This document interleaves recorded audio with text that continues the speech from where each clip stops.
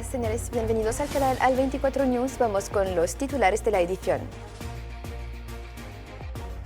La ocupación sionista continúa bombardeando y cobrándose vidas en la Franja de Gaza.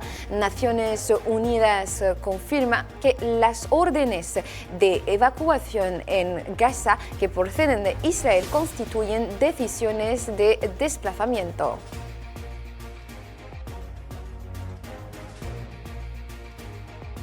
Intensas conversaciones argelinas en el marco del foro diplomático de Antalya en Turquía, la cuestión palestina y la necesidad de dar un mayor impulso a las relaciones bilaterales con diversos socios están en el centro del debate.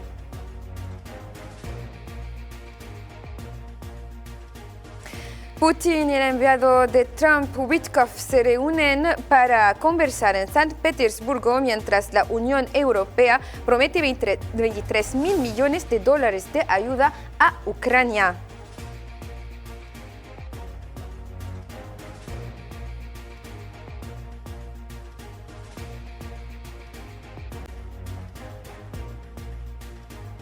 Señoras, señores, hola de nuevo. Iniciamos nuestra edición por la situación en la Franja de Gaza.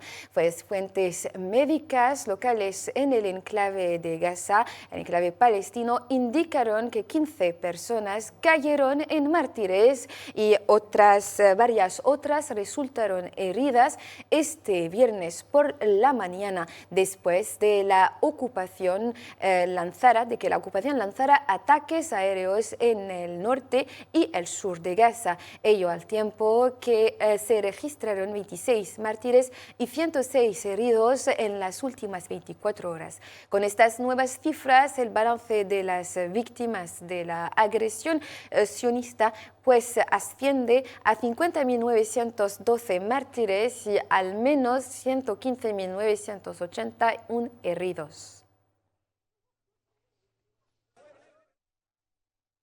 Y sobre la trágica situación humanitaria que se vive en Gaza, la Oficina de Derechos Humanos de Naciones Unidas pues declaró y advirtió este viernes desde Ginebra de que las medidas de la ocupación tales como muerte, destrucción, desplazamiento y denegación de acceso a las necesidades básicas en Gaza pues han causado y amenazan cada vez más la existencia de los palestinos.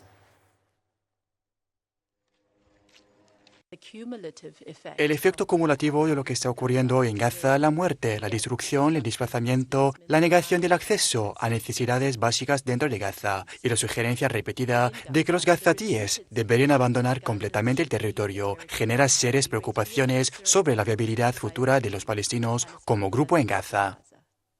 Y por otro lado, la Cruz Roja volvió a describir en una entrevista el sombrío panorama de la situación humanitaria en Gaza, que la describió como infierno en la tierra. Por desgracia, ahora nos encontramos ante una situación que tengo que describir como un infierno en la tierra. Es extremadamente peligroso para la población moverse y más peligroso para nosotros operar. Todavía mantenemos un hospital de campaña, pero desde hace 6 semanas no ha llegado nada. Así que en un par de semanas se nos acabarán los suministros que necesitamos para mantener el hospital en funcionamiento. Y por su lado, la relatora especial de la ONU sobre derechos humanos en los territorios palestinos ocupados, Francesca Albanese, pidió a los países del mundo que impusieran sanciones a la entidad sionista y obligarla a cesar su agresión contra la Franja de Gaza. La responsable onusiana Albanese subrayó ayer jueves que la ocupación sigue perpetrando genocidio y ningún pueblo es más vulnerable a la inanición que el pueblo del enclave palestino.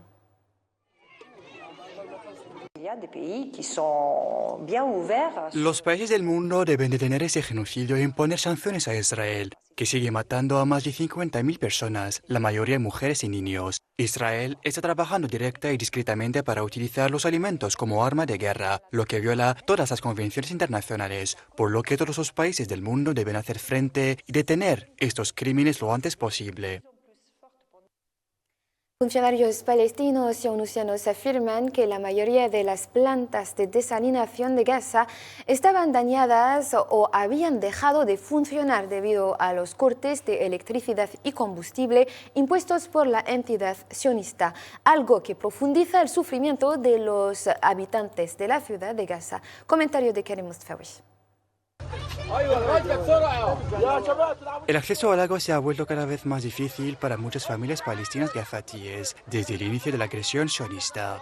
En la ciudad de Gaza, cientos de miles de habitantes luchan por acceder al agua potable, ya que el continuo cierre de los cruces fronterizos y la prohibición de entrada de combustible han paralizado las fuentes de agua, lo que profundiza aún más el sufrimiento de esta indefensa gente que se ve obligada a hacer largas filas para conseguir un poco de agua, que no suele cubrir sus necesidades diarias.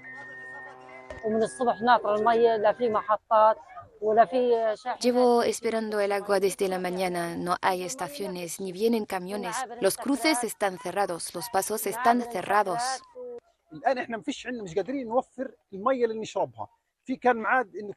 Ahora no podemos conseguir agua potable. Antes había un horario. El municipio abría las tuberías para nosotros todos los domingos. Ahora no hay agua en absoluto. Hoy se suponía que iba a llegar el agua, pero no llegó. Estamos sufriendo de una manera terrible.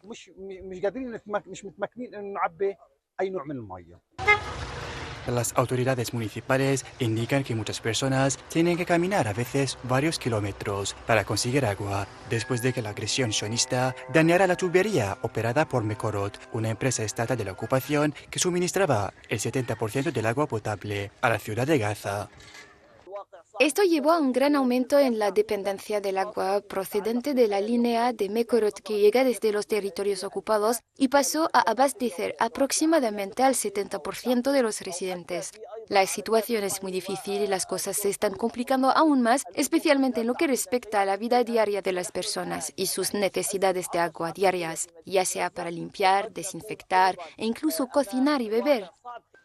Funcionarios palestinos y onusianos afirman que la mayoría de las plantas de desalinización de Gaza estaban dañadas o habían dejado de funcionar debido a los cortes de electricidad y combustible impuestos por la entidad sionista. El empeoramiento de la crisis del agua se suma a la ya grave situación humanitaria en Gaza, donde los residentes siguen soportando unas condiciones cada vez más extremas en medio de la guerra y el asedio continuo. Y en declaraciones al canal Al24 News, el comisionado general de la UNRWA, Philippe Lazzarini, confirmó que las órdenes de desalojo israelíes en la Franja de Gaza no cesan y que no hay espacio para que las organizaciones humanitarias lleven a cabo su labor. Al margen de su participación en el foro diplomático de Antalya en Turquía, Philippe Lazzarini advirtió de que el futuro de la respuesta humanitaria en Gaza depende de lo que venga después, especialmente de si se restablece o no el alto al fuego.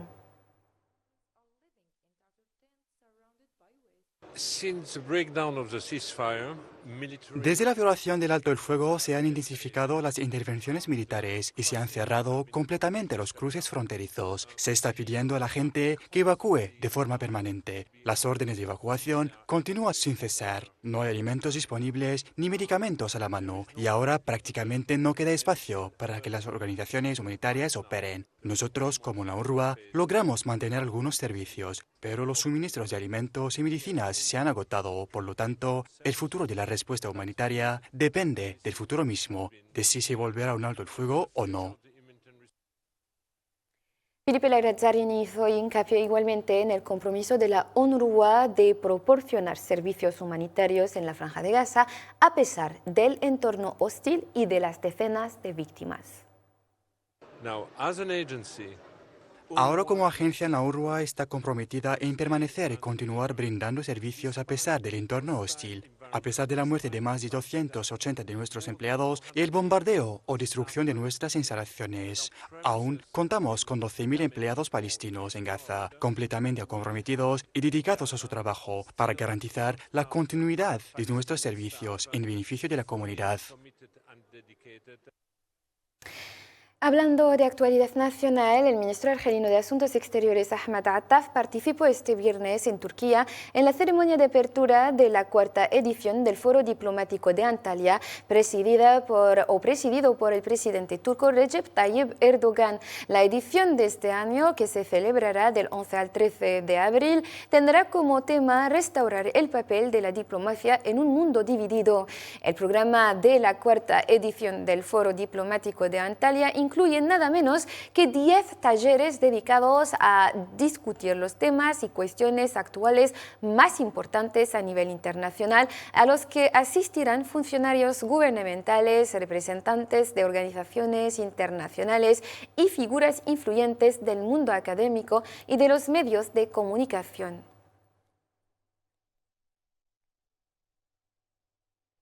Anteriormente, el ministro de Estado argelino y de Asuntos Exteriores, Ahmed Attaf, mantuvo conversaciones bilaterales con sus homólogos croata, Gordan Grlic, Radman y chadiano Abdullah Saber Fadl. Los debates se encontraron en una serie de cuestiones, o se centraron, mejor dicho, en una serie de cuestiones de interés mutuo e internacional. Ahmed Attaf también se reunió con el comisionado general de la UNRWA, Filipe Lazzarini, con quien abordó la trágica situación humanitaria en la Franja de Gaza, así como la obstrucción sionista de las actividades de la UNRWA.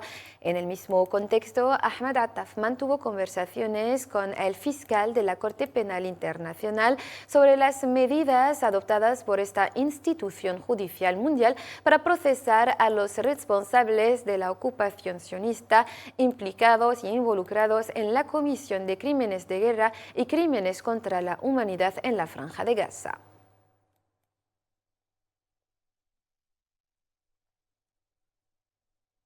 Actualidad argelina siempre. Los trabajos de la reunión de coordinación cuadripartita sobre migración irregular comenzaron este viernes en Nápoles, Italia, con la participación del ministro del Interior argelino, Brahim Red. Esta reunión, que también reúne a Italia, Túnez y Libia, valorará el nivel de cooperación entre los 4 países en la lucha contra la delincuencia transfronteriza, en particular la migración irregular y la trata de personas. Es también una oportunidad para recordar el compromiso constante de Argelia de fortalecer la cooperación y la coordinación en materia de seguridad con los países hermanos y amigos para enfrentar los diversos desafíos comunes.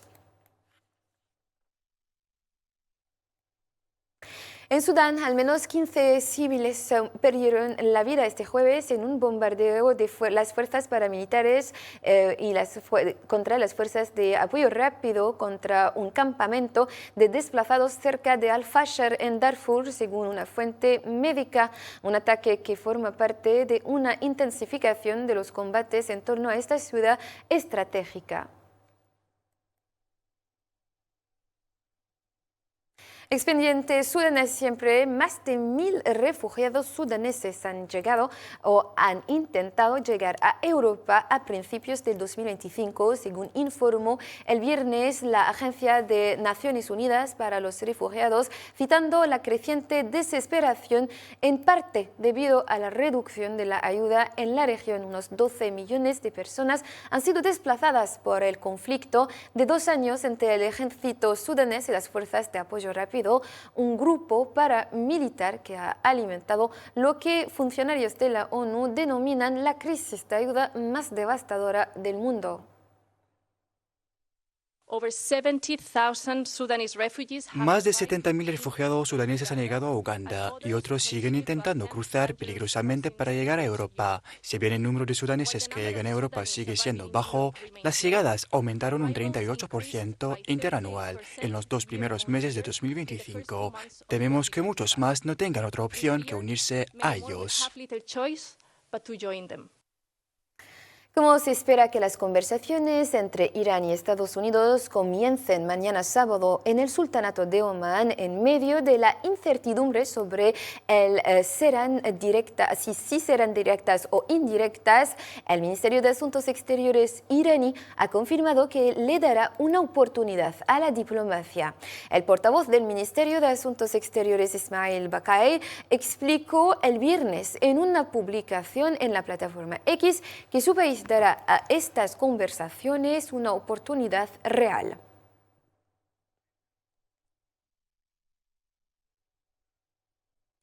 Pasamos ahora a actualidad rusa. En el plano diplomático, el enviado especial del presidente estadounidense Donald Trump, Steve Witkoff, voló a Rusia hoy para conversar con el presidente Vladimir Putin sobre la búsqueda de un acuerdo de paz en Ucrania. Es lo que declaró el Kremlin, añadiendo que ambos hombres también podrían abordar una reunión entre Trump y Putin. Comentario de Kerem Mustafawi.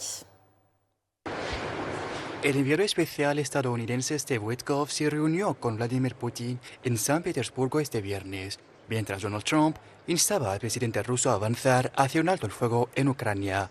Esta será la tercera reunión de Witkoff con Putin este año, durante la cual Estados Unidos no ha logrado que Rusia aceptara un alto el fuego total con Ucrania. La reunión se produce mientras el Reino Unido y Alemania presiden una reunión de los aliados de Ucrania en Bruselas, donde 50 países acordaron 21.000 millones de euros o 18.200 millones de libras en ayuda militar para Kiev. Este año los Estados miembros ya han comprometido más de 23.000 millones de euros, así que sin duda estamos haciendo más que el año pasado, pero necesitamos hacer más. Vemos promesas cada día, también vemos que los Estados miembros están tomando medidas, lo cual es importante para que enviemos la señal de que apoyamos a Ucrania, y de eso trata también la reunión. Antes de las conversaciones, el portavoz del Kremlin, Dmitry Peskov, afirmó que no hay que esperar avances, ya que el proceso de normalización de las relaciones está en curso. El trabajo continúa, el intercambio de opiniones continúa. Ambas partes se están familiarizando con las posturas de la otra. Por lo tanto, se trata de un esfuerzo complejo y no se deben esperar avances. El proceso de normalización de las relaciones, así como la búsqueda de una base común para una solución en Ucrania, están avanzando. Trump ya había afirmado que podría poner fin al conflicto entre Ucrania y Rusia en 24 horas. Este viernes declaró que esto no habría sucedido si hubiera estado en la Casa Blanca en 2022, cuando Rusia lanzó su invasión a gran escala. Y en el expediente arancelario ahora, el comisionado de Economía de la Unión Europea declaró este viernes que el bloque estaba dispuesto a defender sus intereses económicos si no se llegaba a un acuerdo con Estados Unidos sobre aranceles. Con el aplazamiento de 90 días de la subida de aranceles estadounidenses, los ministros de Finanzas de la Unión Europea intercambiarán ideas este viernes sobre cómo aprovechar ese tiempo para alcanzar un acuerdo comercial con Washington y cómo coordinar sus esfuerzos para gestionar el aumento de gravámenes si no tienen éxito. Estamos dispuestos a trabajar con Estados Unidos y a encontrar soluciones constructivas y mutuamente aceptables. Por eso también suspendimos durante 90 días nuestro primer conjunto de aranceles de represalia. Pero obviamente también estamos transmitiendo el mensaje de que si no vemos un cambio por parte de Estados Unidos ni la disposición a abandonar este tipo de política arancelaria, tendremos que defender nuestra economía, nuestras empresas y también adaptar medidas compensatorias. Señoras, señores, así pues concluimos nuestra edición de esta noche. Gracias por la atención prestada. Podrán seguir el resto de la actualidad en nuestro canal Al 24 News. Pues hasta mañana.